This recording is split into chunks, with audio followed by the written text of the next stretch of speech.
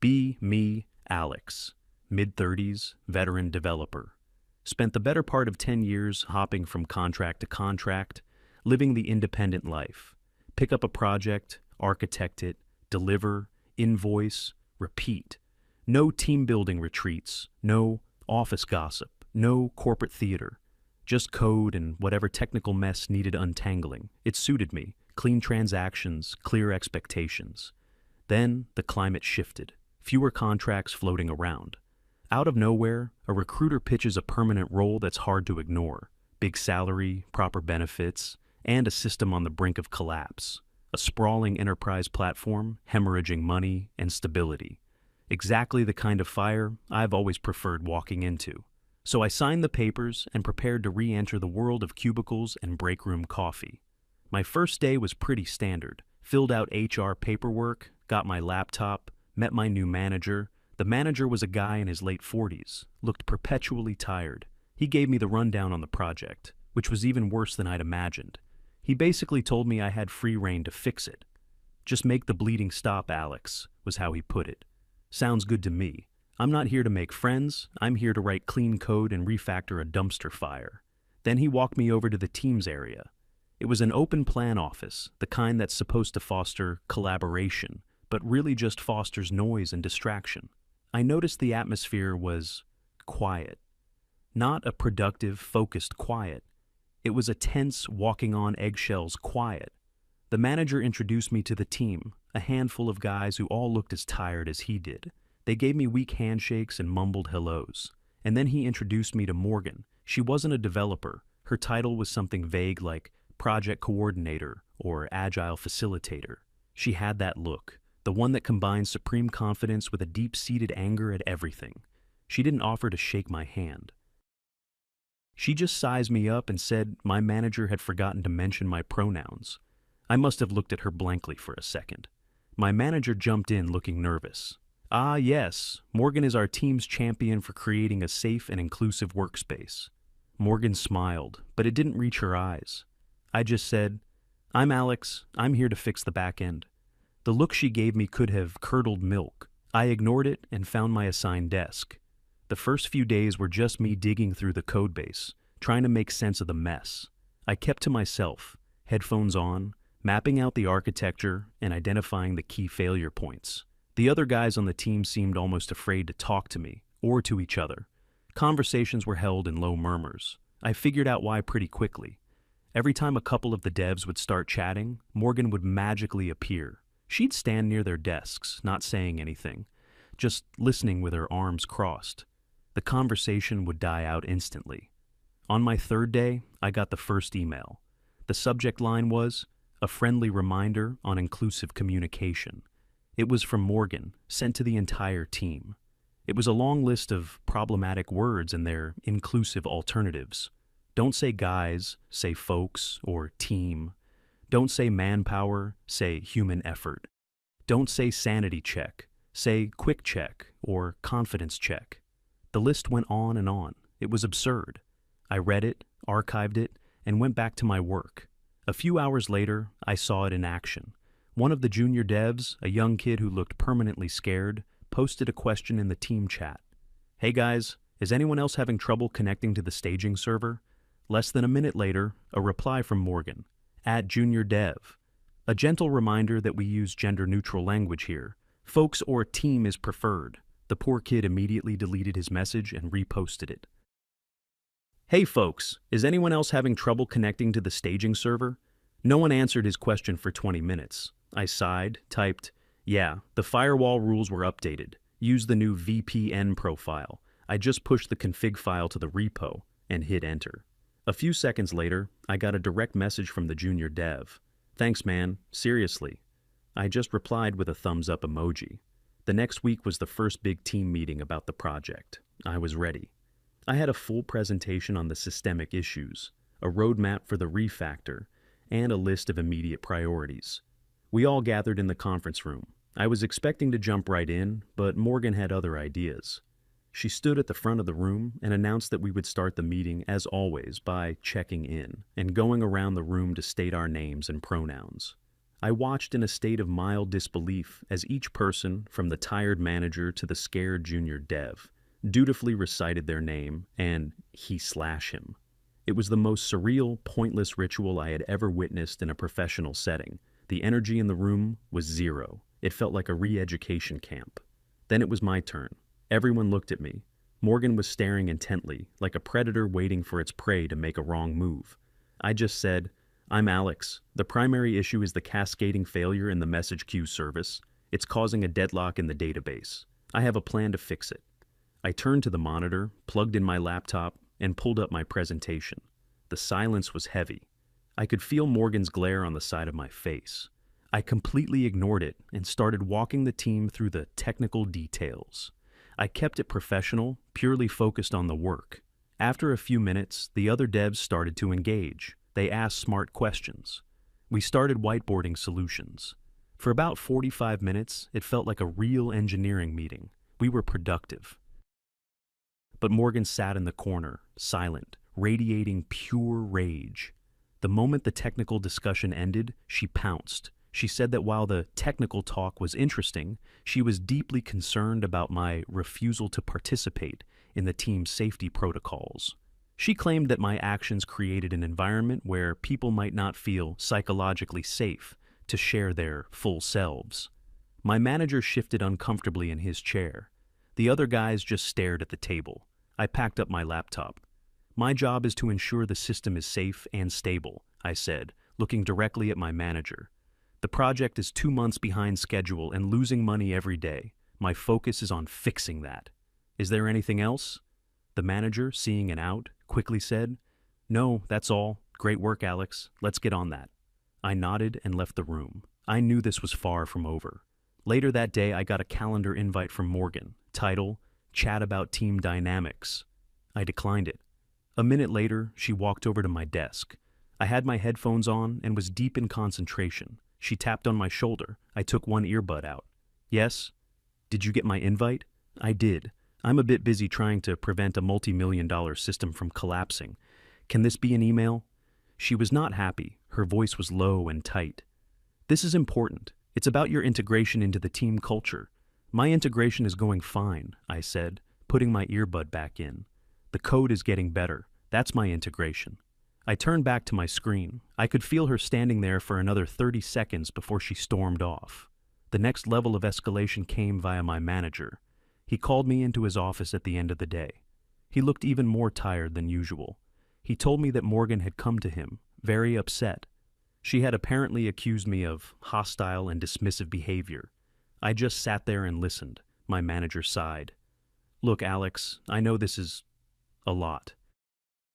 Morgan is very passionate about these things. The higher-ups listen to her. It's just easier for everyone if we play along. Could you just do the pronoun thing next time, just to keep the peace?" I thought about it for a moment. "Does my contract require me to participate in rituals that have nothing to do with my job description?" I asked. He blinked. "Well, no, not explicitly, but is my refusal to do so impacting my ability to deliver on the project?" "No, your work is incredible. You've done more in 2 weeks than the whole team did in the last quarter." "Then I don't see the problem," I said. "The problem isn't me. The problem is a project coordinator who is spending her time policing language instead of coordinating the project. The project is a mess, partly because the team is terrified of speaking up. My only concern is fixing the technical debt." My manager just rubbed his face. "Okay, Alex, just try not to antagonize her." I told him I wasn't antagonizing anyone. I was just working. The quiet war continued. Morgan started trying to undermine me in subtle ways. She'd forget to add me to email chains about minor requirement changes. I'd find out when I saw the changes in the ticketing system. It didn't matter. I always read the tickets directly anyway. She'd schedule ideation sessions and synergy workshops during times I had blocked out for deep work focus. I would decline the invites every single time. The most blatant attempt was when she tried to implement a new communications protocol. She sent out a document, a 10-page manifesto, detailing how all technical discussions should be framed.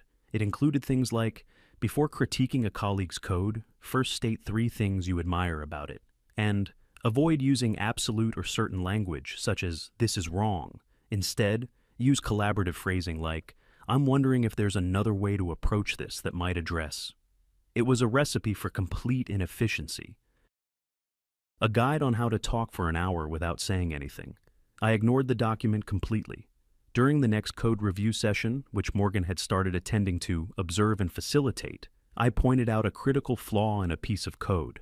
"This approach won't work," I said, pointing at the screen. "It creates a race condition that will corrupt the data.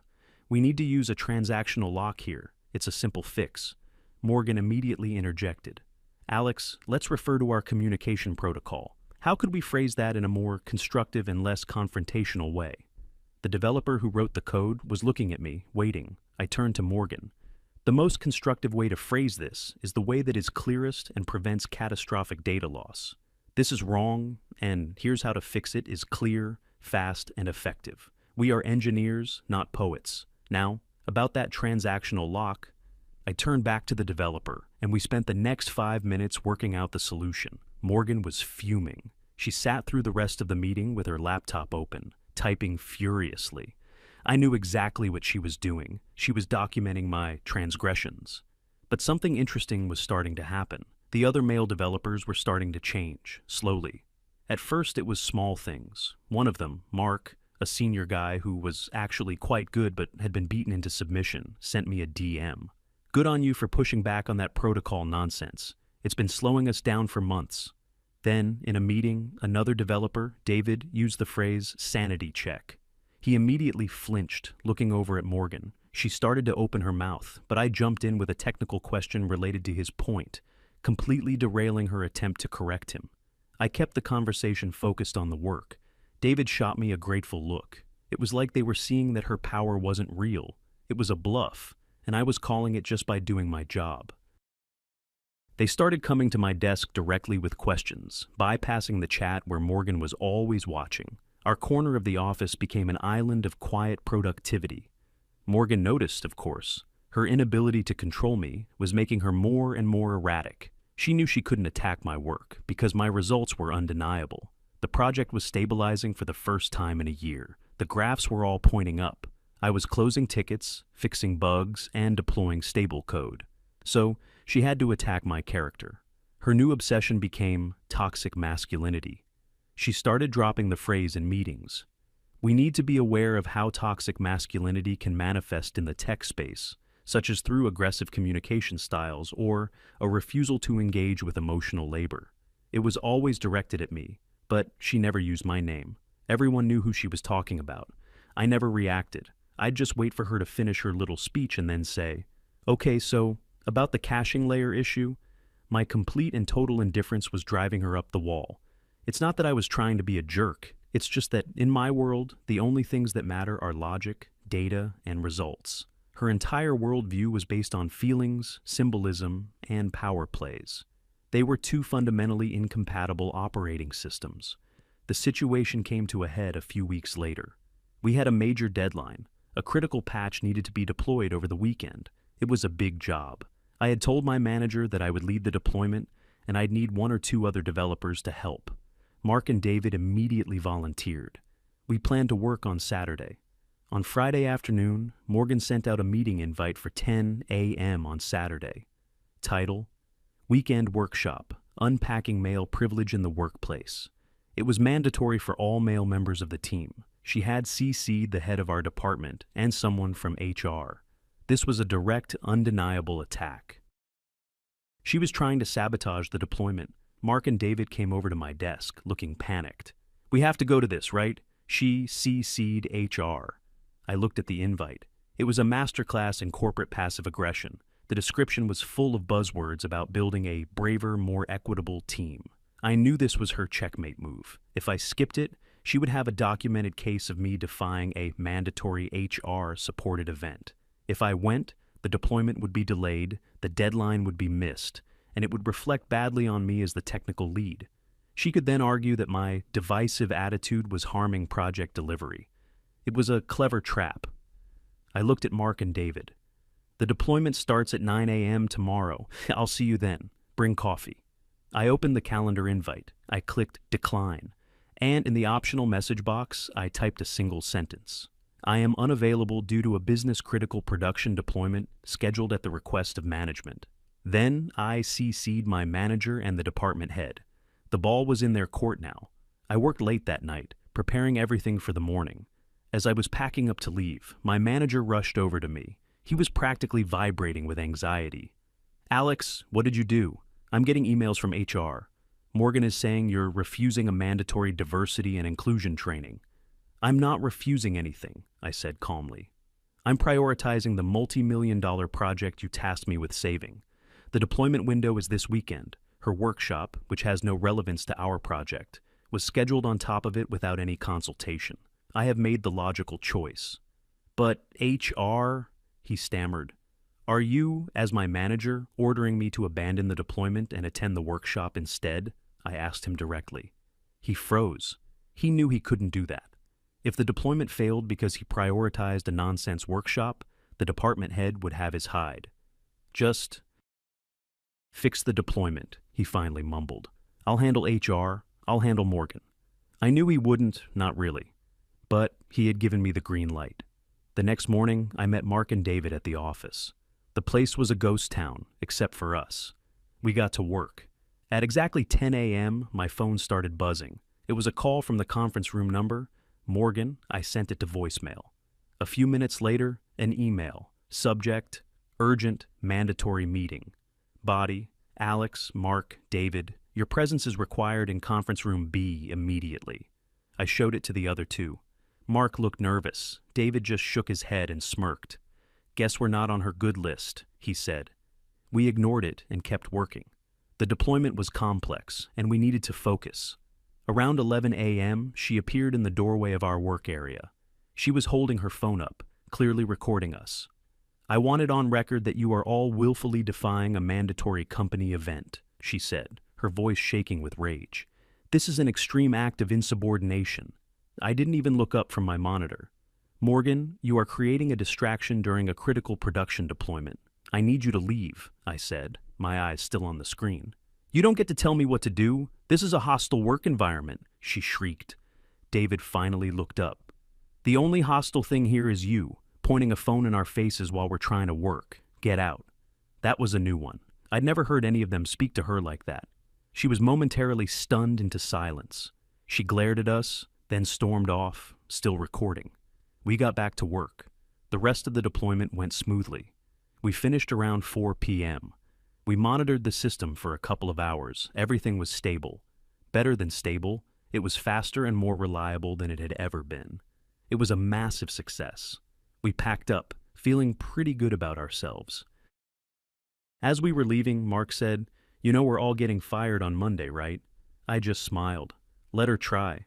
I had a feeling the game was about to change. She had overplayed her hand. This wasn't about pronouns or safe spaces anymore.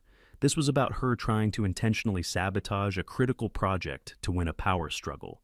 And I had a feeling that was a line that even a cowardly management team wouldn't let her cross. I went home and didn't think about it again for the rest of the weekend. What was done was done. Monday morning arrived. I got to the office at my usual time. The air in our section was thick enough to cut with a knife. Mark and David were already at their desks, but they weren't working. They were just staring at their screens, nursing coffees like they were life rafts. They both looked up when I walked in. The expressions on their faces were a mixture of fear and a strange sort of defiant camaraderie. I gave them a nod, dropped my bag at my desk, and went to get a coffee. Morgan's desk was empty. This was unusual. She was normally one of the first people in, eager to begin her day of policing the office. Her absence was more ominous than her presence would have been. The rest of the team trickled in, and everyone could feel it. The tension was palpable. No one was talking. The only sound was the quiet clatter of keyboards. Around 9:30 a.m., the email landed in our inboxes. It was from my manager. Subject, Project Omega Follow-Up. The body was short and to the point.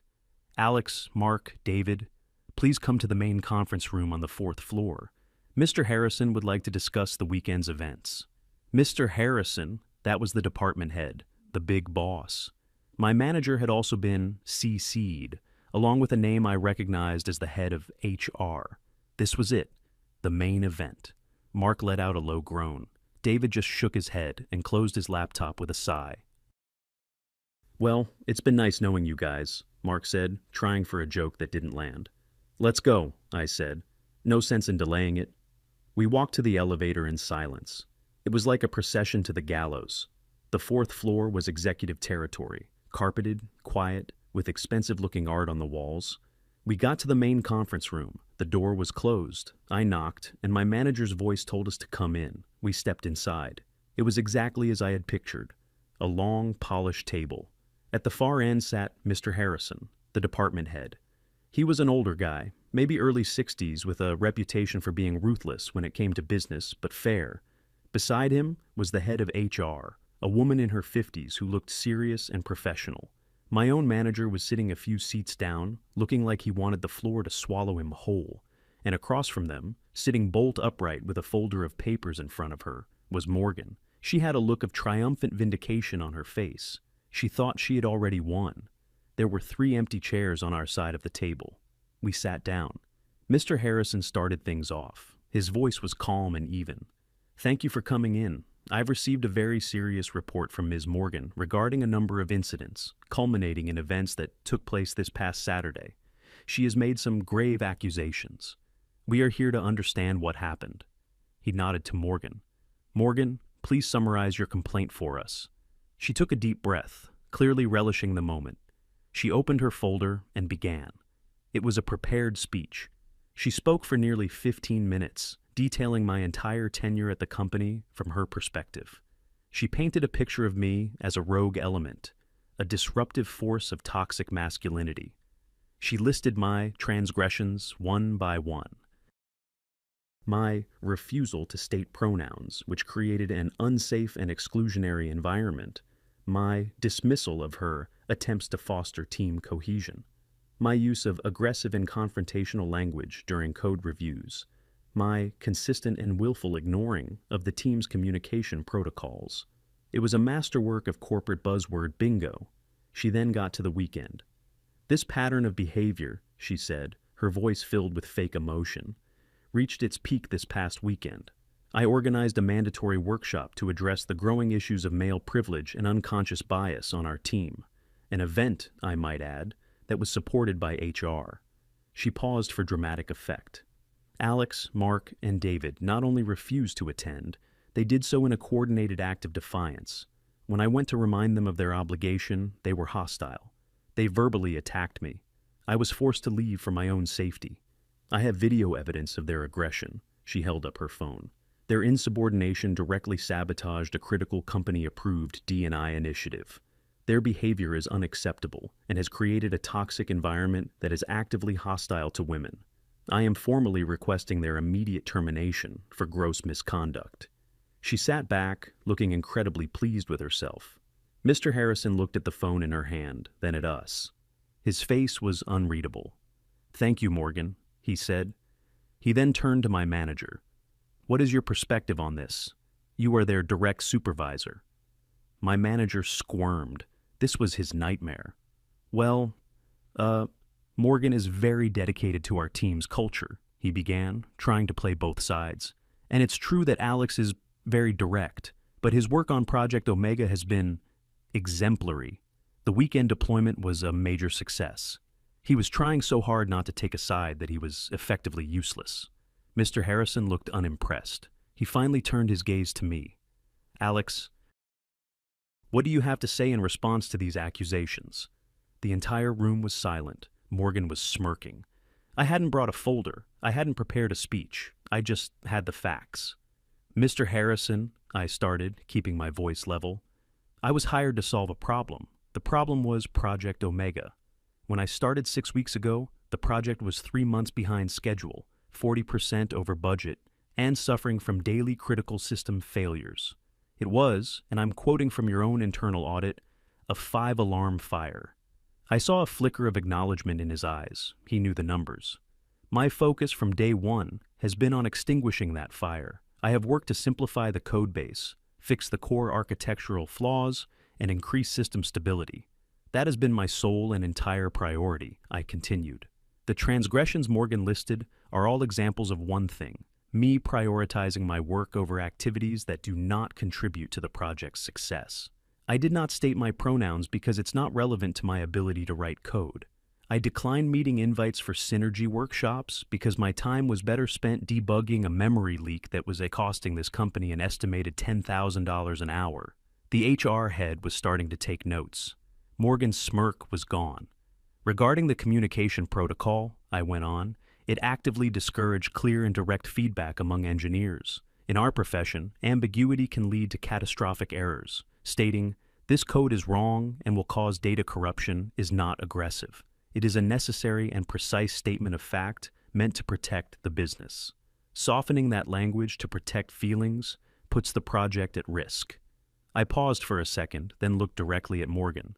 Now, regarding this weekend, I was tasked by my manager to lead a critical deployment. This was the most significant patch we have deployed to date. It was meant to solve the core stability issues that have plagued the system for a year. The deployment required a full day of focused work and had to be done on a Saturday to minimize customer impact. Mark and David volunteered their weekend to assist. I turned back to Mr. Harrison. On Friday afternoon, Morgan scheduled a mandatory workshop on top of this pre-planned business-critical work. She did not consult me or my manager. She made no effort to find an alternative time. Her workshop had no relevance to the immediate needs of the business. The deployment, on the other hand, was mission critical. I leaned forward slightly. I was faced with a choice: attend her workshop and allow the project to be delayed, costing the company hundreds of thousands of dollars and missing a crucial deadline, or do the job I was hired to do. I did the job. We successfully completed the deployment. As of this morning, system uptime is at 99.99%. Transaction speed has increased by 200%, and we have had 0 critical errors for 36 hours straight. That is a first in this project's history. I let that sink in. When Morgan came to harass us during the deployment, she was not reminding us of an obligation. She was actively distracting a team of engineers during a sensitive operation. Her behavior was unprofessional and reckless. The video she took will not show us being aggressive. It will show us at our desks working, while she stands in the doorway shouting at us. It is evidence of her harassing us, not the other way around. I sat back. I have no further statement. My work speaks for itself. The room was dead silent for what felt like an eternity. Mark and David were looking at me with wide eyes. My manager was staring at his hands. Morgan was pale. All the triumphant energy had drained out of her. Mr. Harrison finally broke the silence. He turned to the head of HR. "Is it company policy for one employee to film another without their consent?" The HR head shook her head. "No. It is a serious violation of our privacy and respect in the workplace policies." Mr. Harrison then turned to Morgan. "Morgan, I find your actions deeply disturbing. You seem to have appointed yourself as a sort of ideological enforcer for your team, wasting countless hours on policing language instead of doing your job, which is to coordinate projects." His voice was getting colder with every word. "This weekend, you took it a step further. You attempted to use a D&I initiative as a weapon to sabotage a critical business operation. You deliberately tried to force my lead engineer to fail, presumably so you could prove a point. You then harassed him and his team while they were working and filmed them in an attempt to create a false narrative." He looked at her folder of papers with disgust. "This company values diversity and inclusion, but we do not tolerate it being used as a shield for personal vendettas and corporate sabotage. Your behavior is the most toxic thing I have seen in this department in a long time." He looked at the HR head. "She's fired. Effective immediately. Escort her from the building." Morgan's jaw dropped. She started to stammer. "You can't do this. I'll sue. This is retaliation." The HR head stood up. "Morgan, your actions, including an attempt to sabotage a major project and filming your colleagues, constitute gross misconduct. I suggest you collect your personal belongings quietly." 2 security guards, who must have been waiting outside, entered the room. The whole thing was surreal. Morgan, who had wielded so much power through threats and intimidation, just deflated. She was escorted out of the room without another word. After she was gone, Mr. Harrison turned to my manager. "And you," he said, his voice dripping with disappointment. "You let this happen. You were so afraid of a single employee that you allowed your entire team to be terrorized and your project to nearly collapse. We'll be having a separate conversation about your future here. My manager just nodded, looking utterly defeated. Finally, Mr. Harrison looked at me, Mark, and David. His entire demeanor changed. He almost smiled.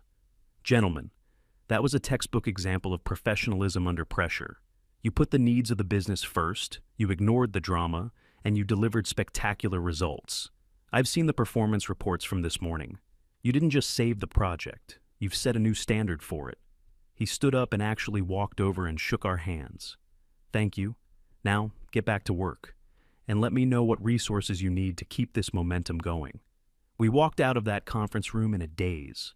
As soon as the door closed behind us, Mark let out a breath he'd probably been holding for a year. David was actually laughing. We got back to our section of the office. Word had apparently already spread. Morgan's desk was being cleared out by security. People were looking at us, not with fear, but with respect. The junior dev, the kid who was always so scared, came over to my desk. Hey man, Alex, what you did, that was awesome, thank you. It was like a dam had broken. The office wasn't quiet anymore. People started talking to each other, about work, about the weekend, about nothing. The oppressive tension that had choked the place for so long was just gone. In the afternoon team chat, someone asked a question and started it with, "Hey guys," and nobody batted an eye. It felt normal. It felt healthy. My manager spent the rest of the day in meetings with HR and was gone by the end of the week. A new manager was brought in, a former engineer who actually understood our work. The change was incredible. Productivity skyrocketed. People weren't afraid to speak their minds or challenge ideas anymore. Our meetings became shorter and more effective. We started hitting all our deadlines and then exceeding them. The team actually became a team. I never set out to be a crusader. I never wanted to be a hero. I'm just a guy who wants to show up, do good work, solve hard problems, and go home. I refused to play a game that was rigged, and in doing so, I had accidentally shown everyone else that they could refuse to play too. A few weeks later, after a particularly successful release, the whole team went out for drinks. It was the first time they had done anything like that in years. Mark raised his glass. "A toast," he said, looking at me. "To Alex, the guy who reminded us that we're paid to write code, not to walk on eggshells." Everyone cheered. I just took a sip of my beer. The work was good. The system was stable. The drama was gone. It was perfect.